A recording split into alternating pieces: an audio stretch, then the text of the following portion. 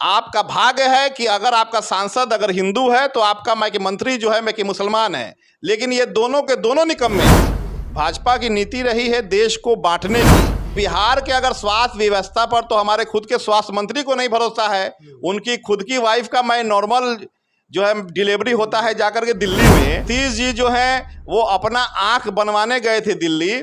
जिस डॉक्टर ने उनकी आंखों का ऑपरेशन किया वो शायद उसमें लाल किला का स्टिकर उनके चश्मा में लगा करके भेज दिया, इसलिए उसके सिवा अब उनको कुछ नहीं दिखता है। बिहार के लोग, बिहार की जनता, बिहार का विकास इससे कोसों दूर है कि 2 महीना में 283 हत्याएं हुई बिहार में और चंपारण में 18 हत्याएं हुई। बिहार में जातीय गणना के लिए 500 करोड़ रुपए तो खर्च कर दिए गए, लेकिन लोगों की विभिन्न प्रकार की विचार और बातें दिखाई दे रही है और सुनने को मिल रहा है।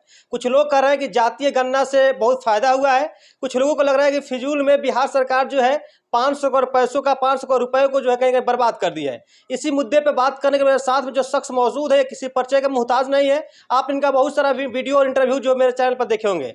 जी हाँ, ये है डॉक्टर शमीउल हक जो कि AMI पार्टी के प्रदेश सचिव है। इनसे बात करते हुए बताएंगे आखिर ये जो जातीय जनगणना को किस प्रकार से देखते हैं। सबसे पहले सर आपका स्वागत है नीडर न्यूज में। जी आपका बहुत बहुत शुक्रिया। हाँ सर, आप जातीय जनगणना को किस रूप में देखते हैं? देखिए, जातीय जनगणना जो बिहार सरकार के द्वारा हुआ है उसका हम लोग स्वागत करते हैं और साथ ही साथ हम और हमारी party all India मजलिस-ए Ittehadul Muslimeen हम लोग ये समझते हैं कि जिसकी जितनी संख्या है उसके हिसाब से उसको उतनी हिस्सेदारी मिलनी ही चाहिए।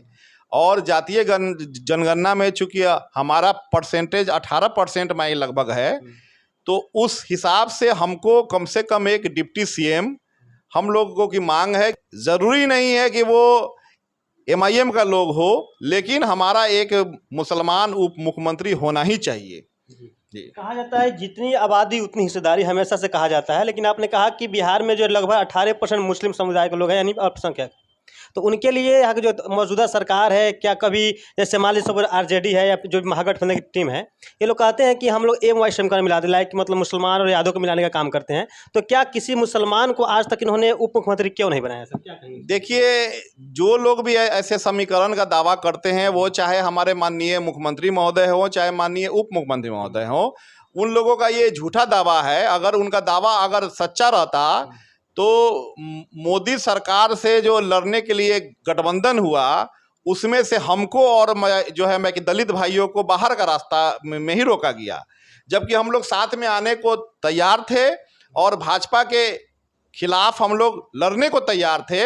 और ये फैक्ट भी है कि सबसे ज़्यादा अगर भाजपा के खिलाफ कोई आदमी शख्स आवाज़ उठाता है तो उसका नाम बैरिस्टर असदुद्दीन ओवैसी ही है। भाजपा के खिलाफ आवाज आप लोग क्यों उठाते हैं? क्या कमी लगती है भाजपा के अंदर, क्या आवाज उठाते हैं? भाजपा के खिलाफ हम लोग इसलिए आवाज उठाते हैं कि भाजपा की नीति रही है देश को बांटने की।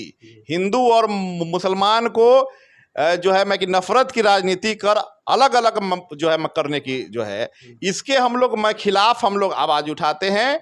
क्योंकि ये हिंदुस्तान है, हिंदू मुस्लिम सिख ईसाई ये जो है अपना सब लोगों का मिला हुआ है और यही हमारी सांस्कृतिक विरासत भी है।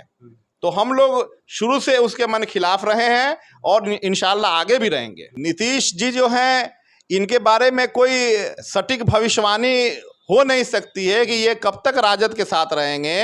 हमको लगता है कि इनको जैसे मौका मिलेगा या कोई अच्छा ऑफर आ जाए उधर से, तो ये फिर आज नहीं तो कल इनको फिर भाजपा में भाग के जाना है। ये आप कैसे कर सकते हैं सर कि जाना है? चूंकि उनका पहले से भी हम लोगों ने देखा है कि जिस भाजपा ने उनको गाली देने का काम किया, जिस भाजपा ने उनको बेइज्जत करने का काम किया, उन्हीं की गोद में वो जा करके बैठे हैं। और 17 सालों तक भाजपा की जो नीतियां रही हैं उसको बिहार के डोर टू डोर अगर किसी ने ले जाने का काम किया तो उस शख्स का नाम नीतीश कुमार ही है।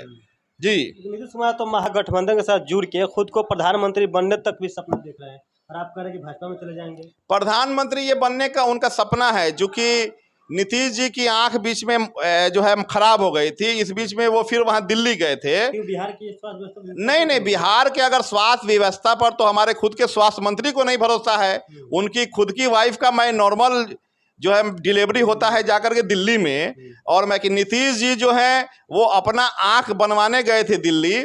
और वहाँ जाकर के असल में जिस डॉक्टर ने उनकी आंखों का ऑपरेशन किया वो शायद उसमें मैं लाल किला का स्टिकर उनके जो है अपना मैं चश्मा में मैं जो है मैं लगा करके भेज दिया, इसलिए उसके सिवा अब उनको कुछ नहीं दिखता है। बिहार के लोग, बिहार की जनता, बिहार का विकास इससे कोसों दूर हैं।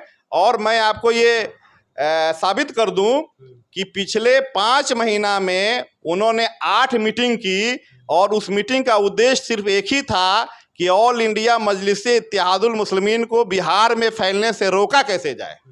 जी अच्छा, जातीय गणना से किन किन को फायदा होने वाला है कि नुकसान होने वाला है? देखिए, जातीय गणना से सबसे बड़ा फायदा अगर बिहार सरकार देना चाहती है तो वो संख्या के हिसाब से उनकी हिस्सेदारी दे, उनके शिक्षा का स्तर ऊपर ले जाए, उनके स्वास्थ्य की जो है अच्छी व्यवस्था करे।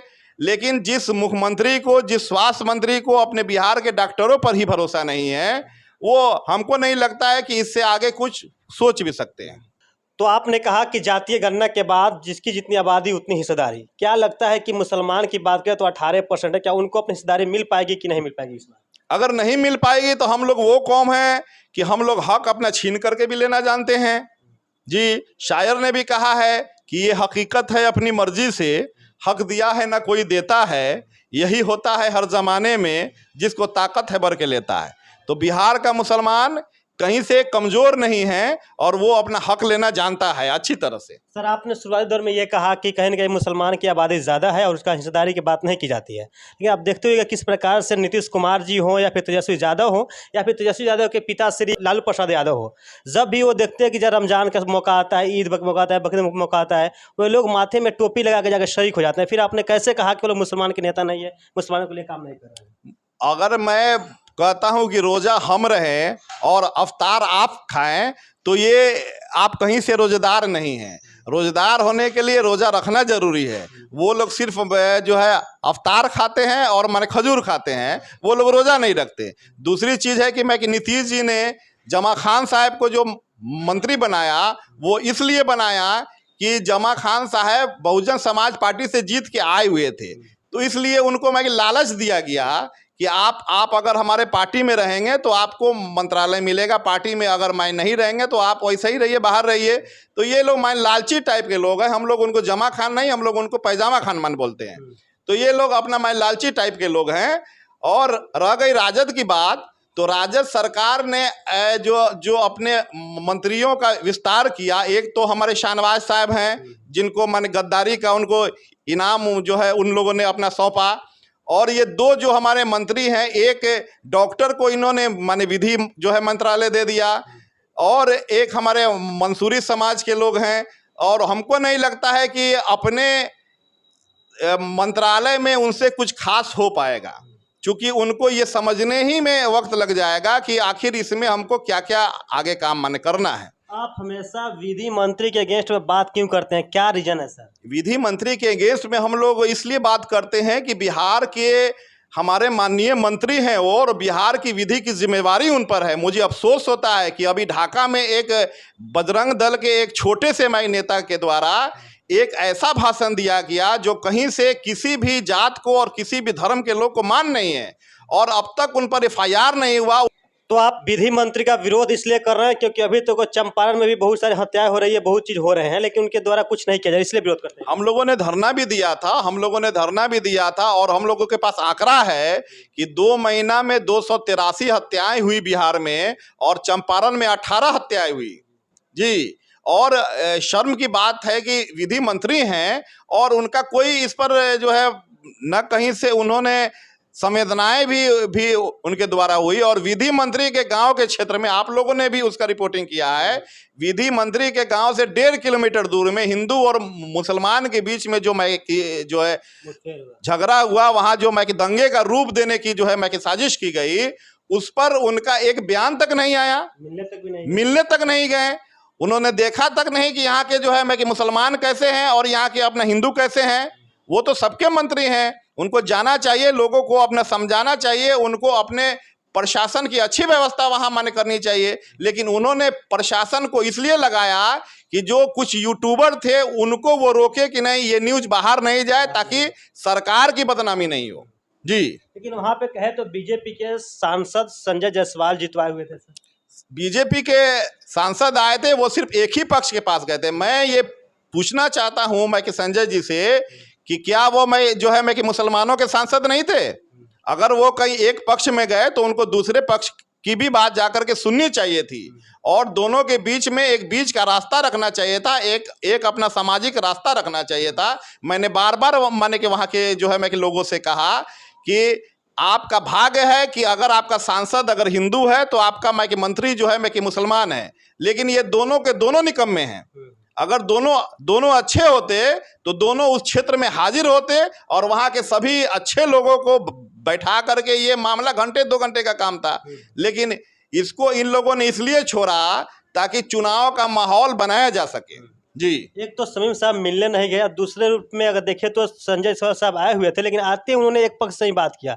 मुझे जहाँ तक देखने को मिला ये कि हो सकता है मैं भी दूसरे पक्ष से बात किए और ऐसा लग रहा था कि कहें कि वो खुद जो है अपने वोट बैंक की रोटियां सेकने के लिए आए हुए थे, क्योंकि वहाँ पे माइनॉरिटी के रूप में मुसलमान थे, उनके पास नहीं गए, सिर्फ वो कहने का मेजोरिटी के पास गए थे। यही कहना चाहते हैं। यही बिल्कुल यही हम लोगों का यही कहना है कि आपको अगर किसी ने वोट नहीं दिया फिर भी आप उसके सांसद हैं। बिल्कुल बिल्कुल। आप उसके मंत्री हैं। आप अगर बिहार सरकार के मंत्री हैं तो आप पूरे बिहार के मंत्री हैं, भले उसने आपको वोट दिया या फिर नहीं दिया। लेकिन आप जो है एक पक्षीय अगर एक आंखों से ही लोगों को देखेंगे तो आपको तो लोग दुश्मन ही अपना समझेगा। जी, हम लोग बात कर रहे थे जातीय गणना पे।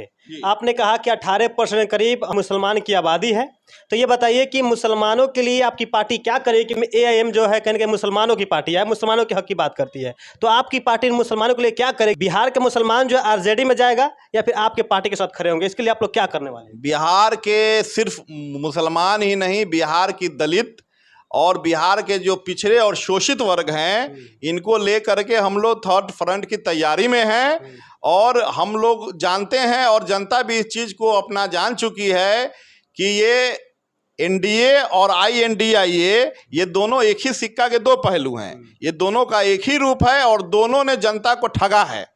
और जहाँ तक मुसलमानों की बात है तो पूरे बिहार में वो चाहे हाफिज साद का मामला हो, अभी अल्ताफ अंसारी का मामला हो, आपको सनोबर का मामला हो, आपको पंचमीर में जो 9 साल की बच्ची का रेप करके हत्या हुआ उसका मामला हो, सिवाय एमआईएम की अगर किसी दल ने उस पर आवाज़ उठाई तो आप उसको सामने कीजिए।